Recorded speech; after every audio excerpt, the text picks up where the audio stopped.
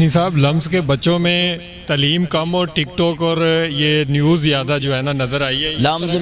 لمز میں فیشن بھی بہت زیادہ ہے، پیسے والے بچے ہیں، بعض سے اس طرح کی سیاست کرتے ہیں، یہ سب یوتھڑے ہیں۔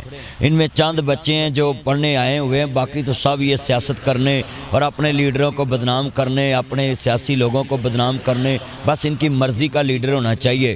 یونیورسٹیوں کے بچوں کو کیا لگے ایسے سوالوں کا جواب دینے، وہ اپنی تعلیم کے بارے سوال کریں، وہ اپنی یونیورسٹی کے متعلق سوال کریں۔ وزیر اعظم سے یہ مختلف قسم کے سوال کرنا اور اپنی سیاسی پارٹیوں کا بتانا کہ ہم یہ ان کا لیڈر انگلش میں بات کرتا، آکسفورڈ میں پڑھ کے تمیز نہیں سیکھی، تو یہ بچوں نے کب سیکھنی؟ انہوں نے یہ گھر بھی اس طرح ہی بات کرتے ہیں، باہر جی جی کرتے ہیں، موبائل میں جی جی کرتے ہیں اور گھروں میں نام نہیں کرتے ہیں۔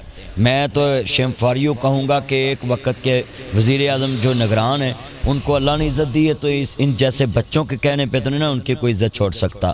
تو اس لیے میں یونیورسٹی کے بچوں کو کہوں گا کہ آپ اپنے تعلیم کے متعلق ان کے سب بارے سوال کریں، یونیورسٹیوں کے متعلق سوالات کریں۔ آپ پڑھ لکھ کے باہر کے ملک چلے جاتے ہیں، کہتے ہیں ادھر نوکریاں نہیں ملتی ہیں، مگر آپ اپنے ملک کو بدنام کرنا چاہتے ہیں۔ آپ اپنا کام کریں، نوکری پسند نہ بنیں، کاروباری بنیں، تجارت کریں، پڑھنا کیا تعلیم نوکری سکھاتی ہے؟ تعلیم تو ایک جی نور ہے، جالا ہے، اللہ کو پہچاننے کا ذریعہ ہے، دنیا میں رہنے کا سلیقہ یہ تعلیم نے بتایا۔ تو آپ نے تعلیم کو رکھا صرف پیٹ پالنے کے لیے، دنیا کمانے کے لیے۔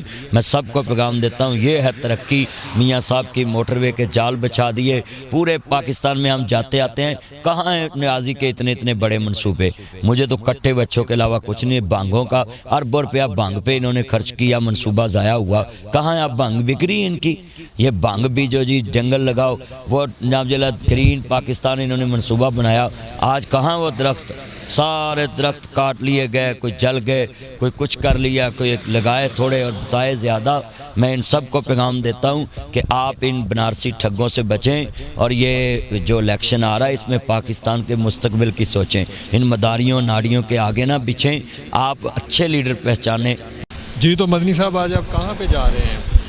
جی السلام علیکم، اس ٹائم ہم ہزارہ موٹر وے پہ ہیں اور ہری پور انٹرچینج ہم اترنے لگے ہیں۔ بس ناظرین کو دکھانا تھا کہ قومیں بنتی ہیں، اس طرح کے اتنے بڑے پروجیکٹ لگائے میاں صاحب نے، اور ہزارہ موٹر وے ان کی محبت کی نشانی ہے کہ ہزاروں والوں سے بابا حیدر زمان ہزارہ ڈویژن کا بہت بڑا ایک نام تھا، جو کہتے تھے ہزارے کو ایک صوبہ بنایا جائے۔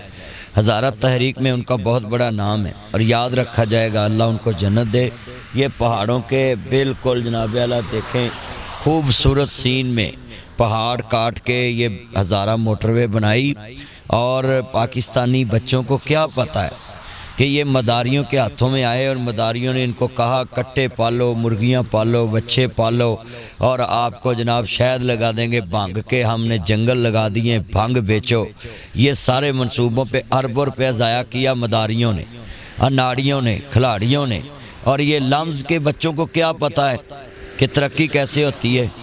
یہ بس کسی کی سپیچ جانتے ہیں، جی انگلش میں بات کرتا ہے، کیا انگلش میں بات کر کے اس نے کیا کمال کیا ہے؟ انگلش میں باتیں کر کے اس نے قوم کا بیڑا غرق کیا ہے، اور اب ڈیالہ میں بیٹھا ہوا ساری زندگی گزارے گا وہاں۔